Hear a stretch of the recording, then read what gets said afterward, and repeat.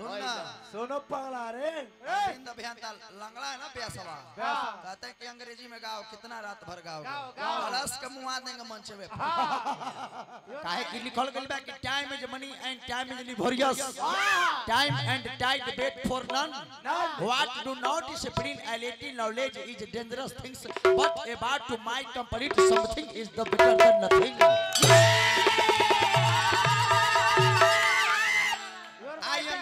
Graduation final करने के बाद I am MSc physics honours Magadh university Gaya Patna Bihar your matter is the flops Arwal कहता रहा अरवल के बारे में तहरा जानकारी बा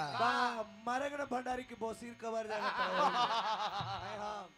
अभी तहरा जस प्यास हमारा में झाल बजावला ठीक नो ध्यान दो सीखो भी के तरह गाना बजाना कथा कहानी गावल जाला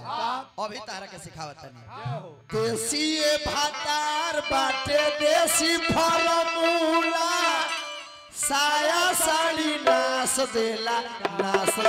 झूला हालका से लाला का चिलोइनी धरता सोया खोइनी खा के डाले तबे चोइनी धर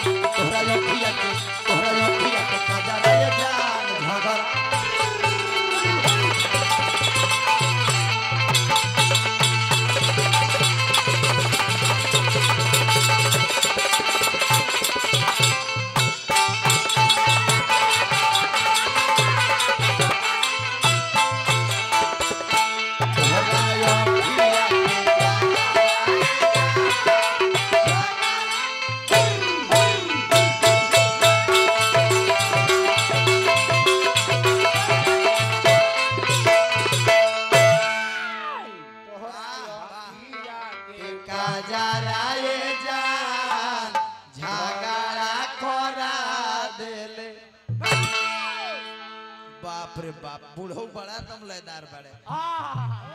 अच्छा माई जी के श्राद्ध में आइल बड़ा अरे चोटा अरे चंडाल एगो माई जी के निर्गुण तहरा गावे के ना चाहत रहे एगो निर्गुण तहरा गावे के चाहत रहे नु इ निर्गुण के प्रोग्राम आइल बड़ा पूर्व गले भरोसर में विष्णु झा मदर है आ गोपाल राज निर्गुण गावेले आज निर्गुण प्रोग्राम में जुटल बड़ा त तारा निर्गुण गावे के चाहिए नु नारा नारा देखो यही तारा हमरा में अंतर बा स्वर्गीय फुलझड़ी देवी के पोता विनोद राय अच्छा तू कुत्ता लेखा मुंह चिर रहता इतना मिलल हम अभी का रहे हैं तुम में हम में कितना डिफरेंस है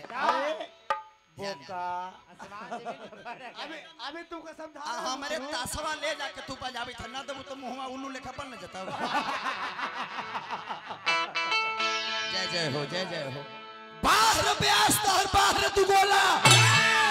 बाहर ब्यास तोहर बाहर तू गोला गावत तारा कम बजावत तारा बेसी लोला बाहर ब्यास तोहर बाहर तू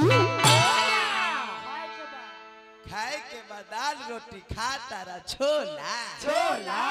खाए के बाद दाल रोटी खाता रह छोला छोला बाहर ब्यास तोहर बाहर दुगोला जो जो जो जो अभी गुरु जी के ढोवल कर झोला झोला बाहर ब्यास तोहर बाहर दू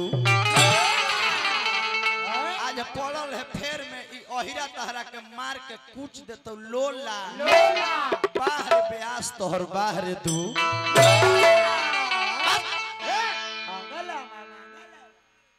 राम नाम सबसे पहले किसने कहा ये तुम्हारा जवाब है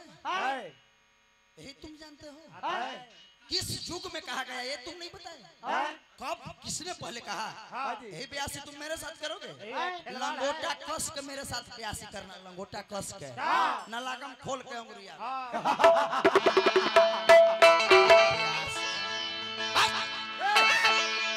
नारी नारायण से पहले कहली कहतर कि ब्रह्मा जी के रानी के पूजा नहीं हुआ रे ब्रह्मा जी के रानी सरस्वती माँ को पूजा का तो नहीं हुआ तुम ये कहते कि ब्रह्मा जी को उस कारण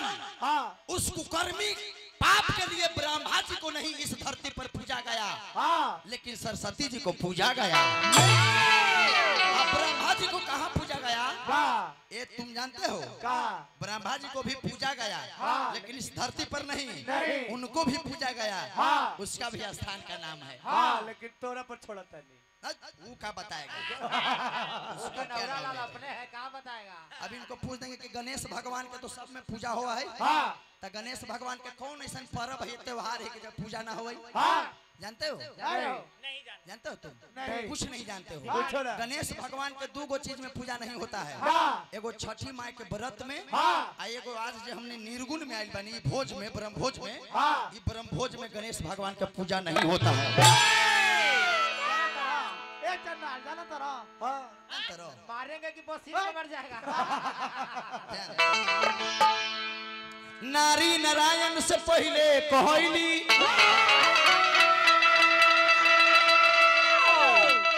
नारी जगत में महान बाड़ी भैया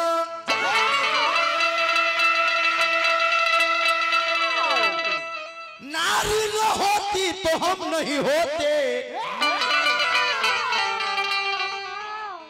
नारी न होती तो पूरा संसार नहीं होता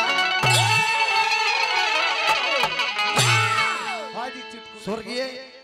रमापति राय जी की तरफ से बहुत रुपया का पुरस्कार बार बार हार्दिक स्वागत अभिनंदन बा चाचा लोग भैया लोग आप सब गार्जियन हैं आप सब जिसको चाह जाते हैं तो जीरो से हीरो बना देते हैं आप लोग जिसको चाह जाते हैं तो हीरो से भी जीरो बना देते हैं आपके जिला की धरती से एक यादव कुल परिवार से भैंस चराने वाला लड़का खेसारी लाल यादव जी भैंस चरावते हुए आज फ्लाइट पर चढ़ता रहे रउआ सबके देन हो आ रउआ सबके जिला के राधे श्याम रसिया फ्लाइट से प्रोग्राम करने वाला आज टेम्पू चला रहा है पाउच मार के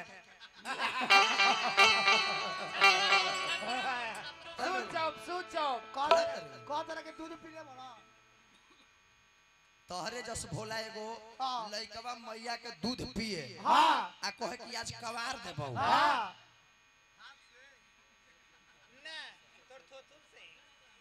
स्वर्गीय फुलझड़ी देवी के सबसे छोट बेटा के तरफ से बहुत रुपया का पुरस्कार सभापति बार बार हार्दिक कातना सुंदर बगीचा लगा के माई गोइल बाड़ी आ माई के ऊपर एगो निर्गुण ना होई निर्गुण हम सुनाई रहुआ सबके आ कथा भी सुनाई ऐसे ही एगो छोट लइका भोला अपन माई के स्तन पिए आ कहे कि आज कवार देब आज कवार देब तो मैया कहलस कि बेटा एकरा के पियो आ पी के जियो न त तू का कवारबो ताहर बाबूजी कवारत थाक गइल दादाजी बैठल बने हमनी कोनो ज्ञानी व्यास ना है का? जे पढ़ले बानी हाँ। वही गावत ने हाँ। हमनी यदि बढ़िया कलाकार ज्ञानी रहती तो इस समयाना में मारल न चलती का? कन्हू संत मुनि बन के प्रवचन करती हाँ। आ ढेर पैसा कमाती लेकिन ये इतना जरूर पढ़ले बानी हाँ। ये छोटा से मैं ज्यादा जानता हूँ ये पहुंचट से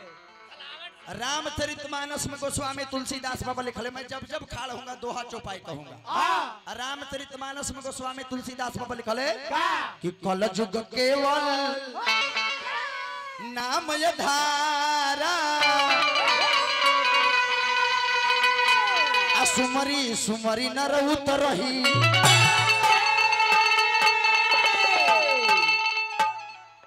व्यास जी हाँ। रामचरितमानस में गोस्वामी तुलसीदास बाबा दर्शवले कि युग 4 गो होला होला। सतयुग त्रेता द्वापर कलयुग हाँ। लेकिन हम कहतन कि रविदास रामायण में संत शिरोमणि बाबा रविदास जी 17 गो युग बतवले बाड़न बारे। इनका बेमत हुई तो 17 गो युग के नाम बता दी अरे छोड़ दो मर 17 जाएगा। युग अरे मर जाएगा लड़का मर जाएगा वो।